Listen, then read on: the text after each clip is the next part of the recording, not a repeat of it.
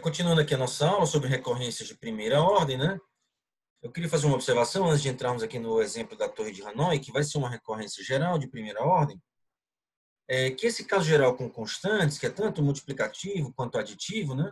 Ele não tem nesse livro que eu tô seguindo, né? Nesse PDF. Mas mesmo assim é um caso muito importante, então será cobrado, apesar de não ter no livro, a explicação está aqui. Temos aqui a demonstração, né?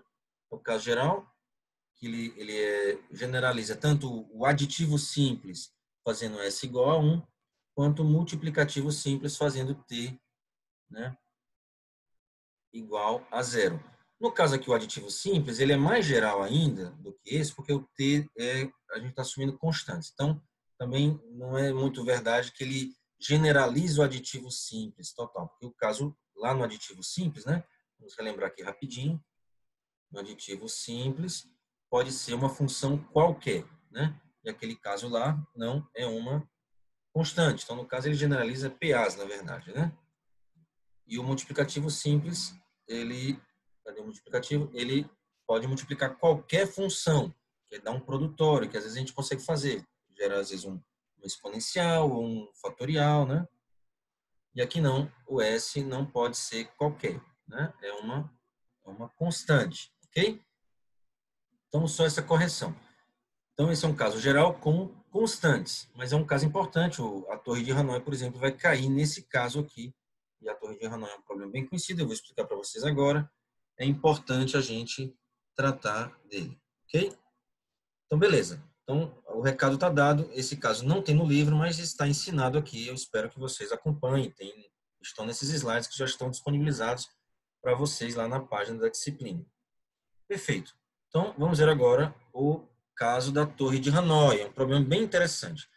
Aqui nós temos dois exemplos, com 2 discos e com 3 discos. Vamos entender primeiro qual é o objetivo. Eu quero mover N discos da haste A para a haste C.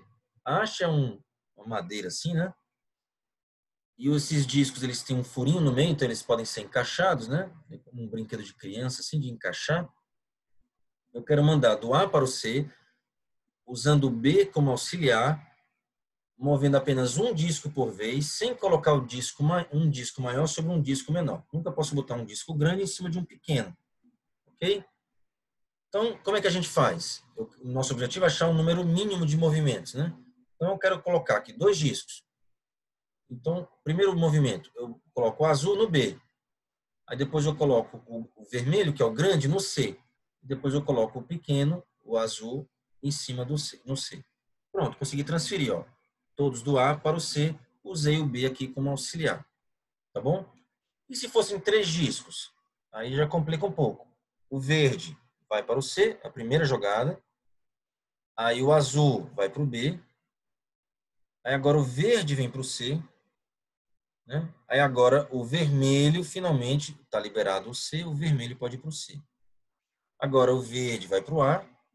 O B, o azul, quer dizer, vai para o C, né? A haste C. E finalmente o verde, o pequenininho, vai para o C. Já foram 8 movimentos. 1, 2, 3, 4, 5, 6, 7.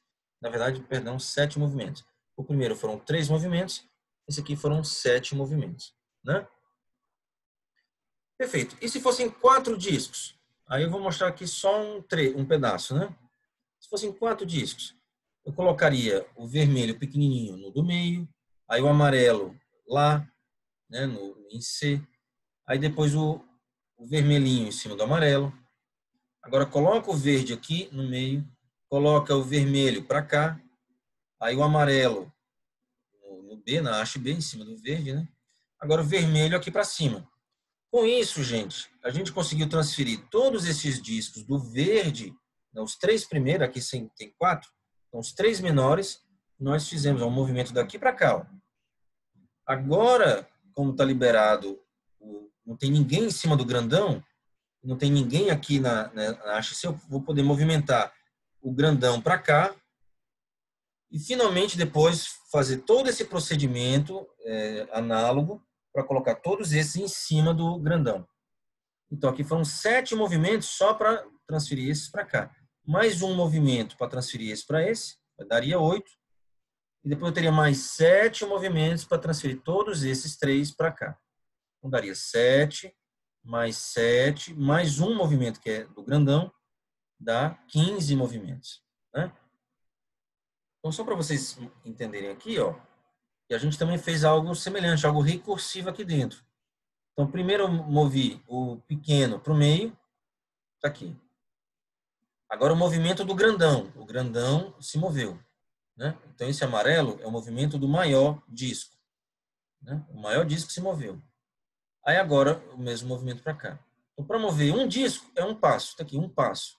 Mais um, dá 3. Aqui, ó, de novo, o amarelo é o movimento do grandão. Eu movi daqui para cá. Mas até antes disso, eu tive que ter o trabalho de mover os dois menores para o B. Uma vez que eu movi os dois menores para o B, para isso eu gastei 3 passos. 1, 2, 3. Que é esse mesmo. 1, 2, 3. Daqui, 1, 2, 3. Movi 2 discos para cá. Agora eu vou mover o grandão, está aqui, um movimento em amarelo. E agora eu vou ter que mover 2 discos para cá. O movimento de 2 discos. 1, 2, 3. Aqui, 1, 2, 3. Vou dar 1, 2, 3, mais 1, 2, 3, mais 1. 3 mais 3, 6, mais 1, 7. Aqui, 1 mais 1, 3. E aqui, 7 mais 7 dará 15. Então, vamos entender isso aqui, a recursividade, né? No primeiro passo, eu tenho aqui N discos, né? No primeiro passo, eu vou mover N menos 1 discos recursivamente para a haste auxiliar, que é a haste B. Aqui, com isso, eu vou gastar um número, N, o número lá, vamos chamar a torre de Hanoi de Tn, então será Tn menos 1 movimentos, né? Depois eu vou pegar o disco grandão, o último disco, e mover para lá. Isso dá um movimento, mais um. Depois eu vou pegar todos esses discos e mover recursivamente, fazer todo o trabalho para movê-los para cá. Será mais Tn menos 1. Então, será 2Tn menos 1 mais 1. Ok? Então, todo esse processo aqui é recursivo, né? O que aconteceu aqui nesse exemplo. Move 2 para cá, agora move o grandão, depois move esses 2 para lá. Aqui mesma coisa, move 1 para cá, move o grandão, depois move 1 para lá. Né? Aqui é a mesma coisa, move 3 para cá, depois move o grandão, depois move 3 para cá. Só para mover esses 3 para cá, são 7 movimentos. Mais um do grandão, mais 7 de novo, dá 2 vezes 7, 14, mais um, 15 movimentos. Aqui no 4, né? Então, vamos entender aqui como é que é a recorrência. Seja a N, o número de movimentos, com N discos, N maior ou igual a 0 discos. Com 0 discos, quantos movimentos eu faço? Não faço nenhum. Então, A0 igual a 0. E para N maior ou igual a 1? A N igual a 2 vezes a N menos 1 mais 1. Aqui é a recorrência que eu estava explicando, né? Por que que é isso? 2 vezes a N menos 1 mais 1. Porque eu primeiro tenho que mover a N menos 1 uma vez para tirar de cima do grandão. Depois move o grandão, um movimento. Depois faz a N menos 1 de novo para mover os N menos 1 para cima do grandão. Então, tira de cima do grandão a N menos 1. Mais um movimento do grandão, mais coloca os outros em cima do grandão de novo, mais a N menos 1. Não é isso? Perfeito. Vamos aplicar a regrinha lá do... Vamos lembrar aqui como é que é a regra. Isso dá uma recorrência de primeira ordem no caso geral. É S vezes a N menos 1 mais T. Quem é o S lá é 2, o T é 1, na torre de Hanoi, né? S igual a 2, T igual a 1. Porque é S vezes a N menos 1 mais T. O S é 2 e o T é 1. Aplicando aquela formulinha, C2 é igual a menos 1, que é o menos T sobre S menos 1. Né? Vamos relembrar aqui, rapidamente. Menos T sobre S menos 1. Então, é menos o T sobre S menos 1, que dá menos 1. E o C1 é o A0, que no caso é 0, menos C2. O C2 é menos 1, então vai ficar mais 1. Então, a conta final, a N igual a 2 elevado a N menos 1. Ok? 2 elevado a N menos 1. A lista 2 de exercício tem uma questão 1 lá. A questão 1 da lista 2 é justamente para provar, mas pede para provar por indução, que é esse valor. Aqui eu provei sem ser por indução, usando a recorrência, né? A fórmula da recorrência que a gente já provou. Mas vamos aqui resolver a lista 2, a questão 1, provando também por indução, que é isso. Vamos lá. O caso base n igual a 0, o AN igual a 0, né? E né, é dado aqui que o A0 igual a 0, no caso n igual a 0. Então, E isso é 2 elevado a 0 menos 1. A fórmula está valendo. Porque 2 elevado a 0 é 1, 1 menos 1 é 0. Caso base, ok. Hipótese da indução. Fixe n maior do que 0 e suponha valer para menos de n discos. Né? Agora vamos provar que também vale para n discos. Um pequeno errinho de português aqui, né? Fotografia. A n igual a 2 vezes a n menos 1 mais 1. Quero provar que vale para n. Então, quem é a n? A n é dado pela recorrência. A n igual a 2 a n menos 1 mais 1. A n igual a 2 a n menos 1 mais 1. Pela hipótese de indução, ou hipótese indutiva, quem é a n menos 1? Eu posso usar aqui a fórmula, que eu estou assumindo que vale para ele, né? 2 elevado a n menos 1 menos 1. 2 elevado a n menos 1 menos 1. Pela hipótese de indução, isso é o a n menos 1. Só que está vezes 2 e mais 1 aqui fora, né? Aqui fazendo a continha, fica 2 vezes 2 elevado a n menos 1 dá 2 elevado a n. 2 com menos 1 dá menos 2 mais 1. Menos 2 mais 1 dá menos 1. Obtivemos o que a gente queria, né? Conseguimos o que queríamos. CQD, como queríamos demonstrar. Perfeito? Ok, mas aqui a prova por indução não era necessária, né? Aqui no caso, nessa aula de recorrências. Perfeito? Então vamos lá. Agora vamos entrar numa seara um pouco mais complicada. São as recorrências de segunda ordem. Então antes disso, vamos relembrar aqui o que nós vimos de primeira ordem. Vamos lá. Primeira ordem, o que é? Primeira ordem é quando o termo da recorrência depende apenas do anterior, a n menos 1. Nós podemos ter aditiva simples, é só somar o termo anterior com alguma função. Isso vai entrar em coisas de somatório. Pode ser, ó, como exemplo de aditiva simples, nós temos vários casos, PA, soma de PG, a própria PA em si, né? Temos também somatórios em geral, né? Soma dos quadrados perfeitos, soma dos cubos perfeitos, né?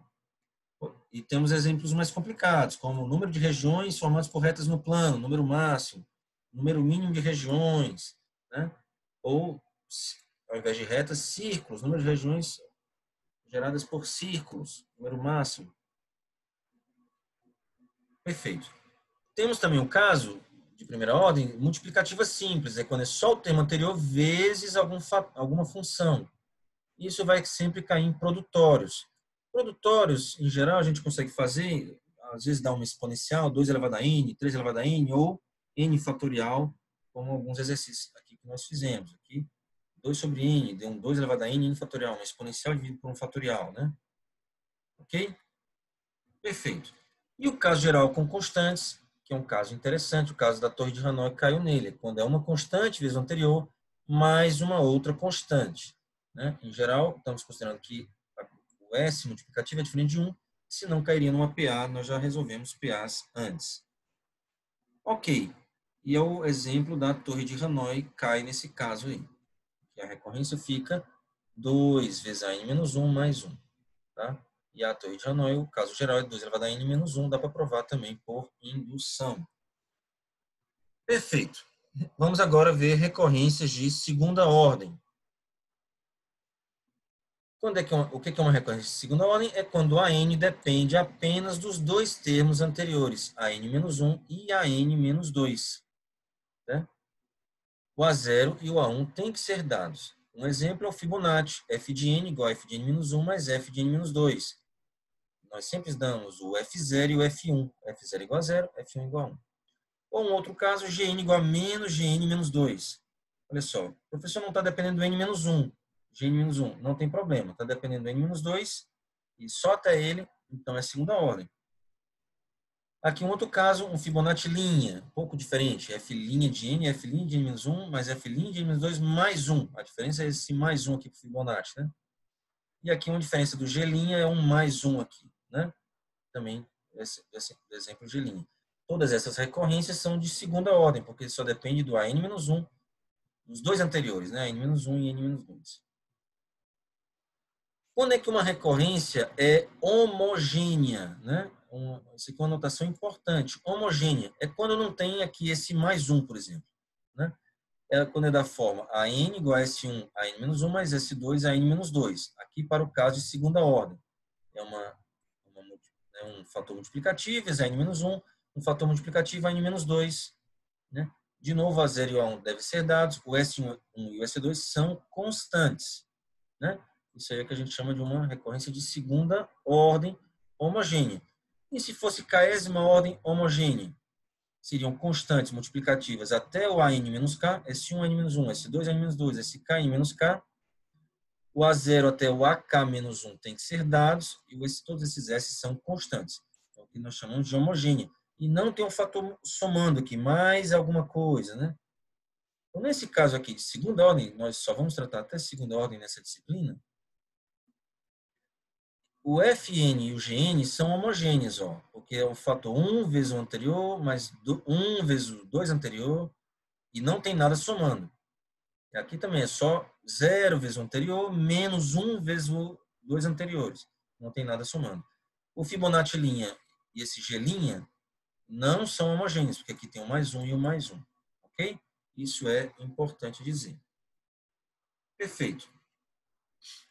Aqui uma coisa que a gente tem que observar são que essas recorrências de segunda ordem homogênea, que são desse formato AN, S1, N-1 mais S2, N-2, elas têm soluções do tipo uma constante elevada a N, quando R para R diferente de zero. Né? Vamos ver aqui rapidamente. Isso aqui é uma continha simples, não é difícil. Olha só, a N é igual a S a N-1 mais S a S2 a N-2. É a definição da recorrência de segunda ordem homogênea. Né? Ok? Está aqui.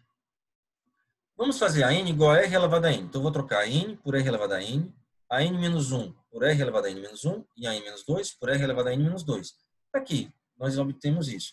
Aqui tem R elevado a N-2, R elevado a N-1, R elevado a N. Dividindo por R elevado a N-2, vai cancelar muitas coisas aqui. Aqui vai ficar só R, aqui vai ficar R ao quadrado. Vai ficar R ao quadrado é igual a S1R mais S2. Vamos traduzir isso, né? Trazer tudo para o primeiro lado. Vai ficar R ao quadrado menos S1R menos S2 igual a zero. Isso é uma equação de segundo grau. Com raízes, vamos dizer, raiz R1 e R2. A gente tem que calcular essas raízes, né? Raiz R1 e R2. Então, isso dá uma solução. Ó. A N, sendo R1 elevado a N, e a NR2 elevado a N, são soluções dessa equação, né, dessa recorrência de segunda ordem homogênea. Isso ignorando os valores iniciais, A0 e A1. A gente tem que agora tentar dosar aqui os valores para saber quem vai ser o correto. Né? Mas o importante é que, se ignorarmos os valores iniciais, R1 elevado a N, R1 e R2 são as raízes dessa equação de segundo grau. E R2 elevado a N funcionam bem, não é isso? Então vamos ver de trás para frente. Ó. R ao quadrado igual a menos S1R menos S2 igual a zero. Isso, vale isso, né? Isso aqui não devia ser só implica, é equivalente. Isso implica isso também.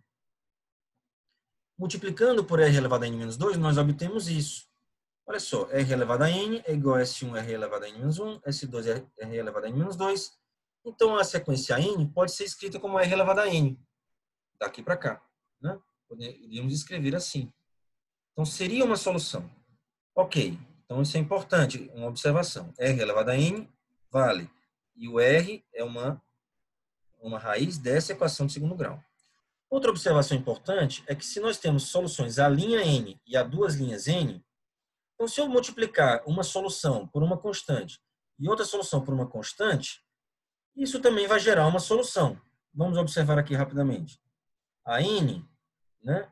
Eu quero fazer a N sendo C1 a linha N, C2 a duas linhas N. Está aqui, fiz isso. Agora, quem é o A' N? Eu não disse que a linha N é solução dessa recorrência, então eu posso escrever a linha N como S1 a linha N menos 1, mais S2 a linha N menos 2. Troquei o A' N por isso aqui dentro do parêntese.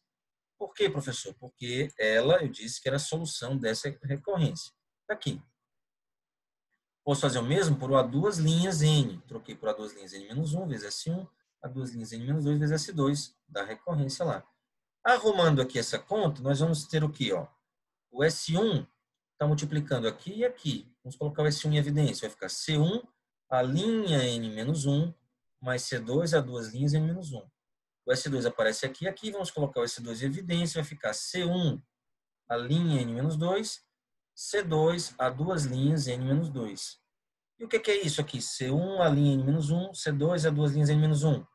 Isso aqui, pela definição, ó, a n é isso. Então, a n-1, troca por n-1. Está aqui. Isso aqui é o a n-1.